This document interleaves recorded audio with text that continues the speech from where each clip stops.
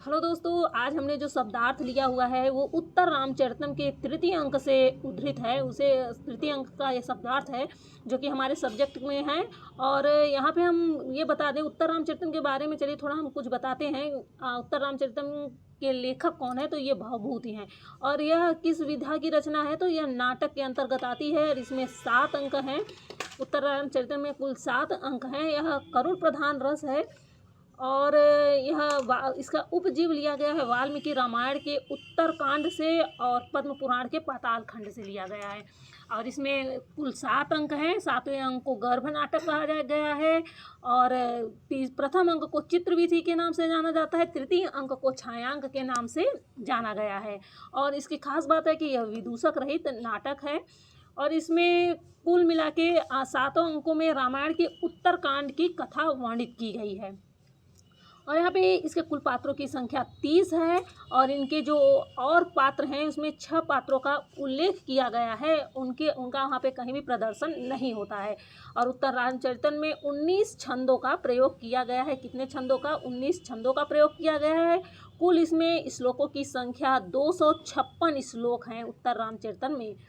और इसके जो नाटक का आरंभ होता है तो वो चित्र दर्शन से आरंभ होता है नाटक का आरंभ। और इसका जो मंगलाचरण है वह वाल्मीकि को लक्ष्य करके इसकी प्रार्थना की गई है इसके मंगलाचरण में। तो चलिए उत्तर रामचरितम के इस शब्दार्थों को हम एक बार देख लेते हैं। और इसके हमने अपनी जो पिछली वीडियो है उसमें भी इसकी हमने चर्चा की थी। तो बार बार जितनी भी बार अगर हम बताएंगे तो आपको याद ही होगा। तो चलिए शुरू करते हैं। पुष्कर, पुष्कर का अर्थ यहाँ पे कमल से है। पुष्कर का अर्थ क्या है? कमल। वासति, वासति का अर्थ सुगंधित है। गंडूस का कुल्ला से अर्थ है। अब आ जाते हैं संक्रांतय। संक्रांतय अर्थात फेंकना या छोड़ना। संक्रांतय अर्थात फेंकना या छोड़ना। और सीकर अर्थात जल की बूंद। करेण, करेण अर्थात सूंड से। सूंड से जो हाथी अपने सूंड से पानी वगैरह लेता है वो सूंड। अनराल नाल अर्थात सीधा दंड। ईसत, ईसत अर्थात थोड़ा। कुडमल अर्थात कली, कली जो फूल खिला नहीं होता है, कली। पुंडरीक अर्थात श्वेत कमल, पुंडरीक श्वेत कमल को कहा गया है। काकली, काकली अर्थात तोतली। अपत्यम, अपत्यम अर्थात संतान। बहिरम, बहरम, बहरम अर्थात पंख। शिखंडी, शिखंडी यहाँ मयूर से तात्पर्य है। शिखंडी। नदति यानी बोलना।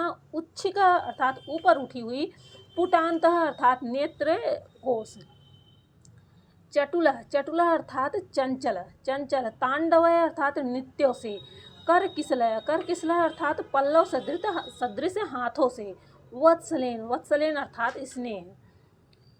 तिर्यंचः, तिर्यंचः से हाँ पशु पक्षी बोध होता है। निरंध्र, निरंध्र अर्थात घना। बाल अर्थात सुकुमार। कदली अर्थात केला। और वर्ती अर्थात स्थिति। आगे देखते हैं।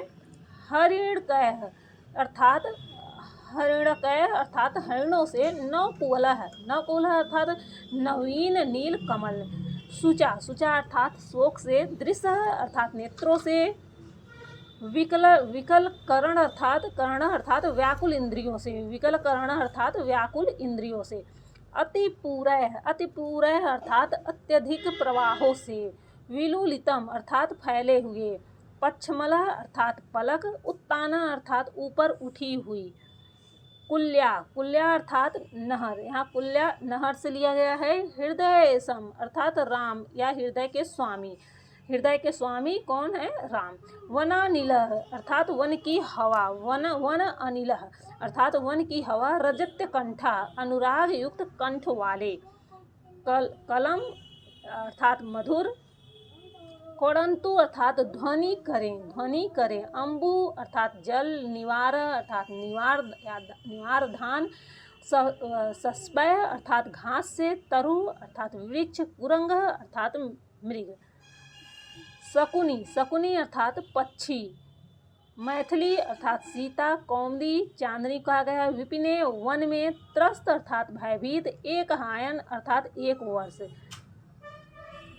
अगला देखते हैं। काव्याद्भ्य अर्थात हिंसक जीव। अंगलतिका अर्थात लता के समान अंगों वाली। तटाकः, तटाका का तालाब है। और परिवाहक, परिवाहक का जल का बाहर निकलना, जल का बाहर निकलना। नेक्स्ट देखते हैं प्रतिक्रिया, प्रतिक्रिया अर्थात उपाय। विलपनम अर्थात विलाप। उच्छ्वास अर्थात प्राण या श्वास, उच्छ्वास का प्राण भी और श्वास भी। अंतर्दाह हृदय का संताप। विधि अर्थात भाग्य। आगे देखते हैं कायः, काय अर्थात शरीर। प्रडष्टम अर्थात नष्ट होना। परिवत्सरः, परिवत्सरः अर्थात वर्ष। वाचः अर्थात वाणी। सविषा अर्थात विषयुक्त। अलात्सल्यम अर्थात जलता हुआ कील। षोड़ अर्थात सहना। वेला अर्थात मर्यादा या समय। उल्लोल, उल्लोल अर्थात लांघना। क्षुभित अर्थात स्तब्ध। तोय अर्थात जल। अप्रतिहतः, अप्रतिहत अर्थात न रोके जाने योग्य। रयः अर्थात वेग। ओघ अर्थात राशि या समूह। सैकतम बालू। कातर्यात अर्थात कातरता से। नेक्स्ट है आपका अरविंद अर्थात कमल। कुडमल अर्थात कली। ध्वंसते यानी शिथिल होना। स्फुटत विदीर्ण होना। देहबंध, देहबंध अर्थात शरीर के जोड़। देहबंध अर्थात शरीर के जोड़। नेक्स्ट है विश्वकः अर्थात चारों ओर से।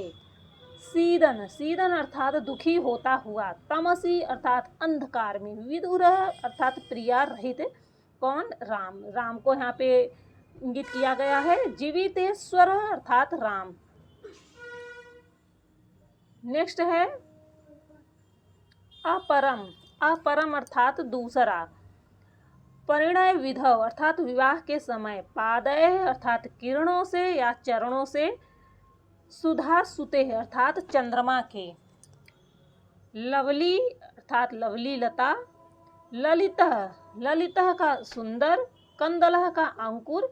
निमीलितः अर्थात बंद करना। कर पल्लव अर्थात पल्लव के समान हाथ। कर पल्लव अर्थात पल्लव के समान हाथ। कर, कर का अर्थ हाथ और पल्लव अर्थात पल्लव। परिकंपिन कांपता हुआ। स्विद्धतः पसीने से युक्त। मरुत अर्थात वायु। अम्भ जल। नेक्स्ट है आपका स्फुट अर्थात खिली हुई। कोरका अर्थात कली। यष्टि अर्थात डाली या छड़ी। स्वेद अर्थात पसीना। कंपितांगी अर्थात कंपित अंगों से युक्त। नेक्स्ट है आपका प्रसीद, प्रसीद अर्थात प्रसन्न होइए, प्रसन्न होइए। विप्रलब्ध अर्थात ठगना। पौलत्स्य अर्थात रावण। काषण्याय का काषण्यायस अर्थात लोह निर्मित। कंकाल, कंकाल अर्थात हड्डी या अस्थि। नेक्स्ट है आपका पिशाच अर्थात राक्षस। खड्ग अर्थात तलवार। पच्छितः पंखों से। अरिह अर्थात शत्रु। नेक्स्ट है अम्बुदः अर्थात मेघ। ध्याम अर्थात आकाश में। खरह, खरह का अर्थ यहाँ गधा है। मन्यु अर्थात क्रोध। नेक्स्ट है अविरल, अविरल अर्थात निरंतर। अविरल अर्थात निरंतर। तूष्णीम अर्थात चुपचाप। प्रविलय अर्थात वियोग। नेक्स्ट देखते हैं कपिंद्र, कपिंद्र यहाँ सुग्रीव से तात्पर्य है। हरिणाम वानरों का। प्रज्ञा बुद्धि। नेक्स्ट है विश्वकर्म तनय अर्थात नल नील, नल नील। पत्रिणाम बाणों के। सौमित्र अर्थात लक्ष्मण। हिरण्यमय अर्थात स्वर्ण निर्मित। नेक्स्ट है सन्निकर्ष संबंध या निकट। आवर्त भंवर। सलीलम जल। अमर सिंधु गंगा, गंगा को अमर सिंधु कहा गया यहाँ पे। और नेक्स्ट है आपका अभद्रम, भद्रम। नेक्स्ट है भद्रम कल्याण। अवनी पृथ्वी। भद्रम का क्या होगा? कल्याण और अवनी का पृथ्वी। तो दोस्तों हमने इसे काफ़ी जल्दी कराने की कोशिश की है जिससे वीडियो बड़ी ना हो। मात्र ये शब्दार्थ हैं लेकिन इससे 2 क्वेश्चन पूछे जाते हैं, तो कोशिश करिए कि एक नज़र डाल लीजिए इस पे भी, क्योंकि एक बार में ही अच्छे से याद हो जाते हैं, तो आपका एक भी नंबर का छूटेगा नहीं।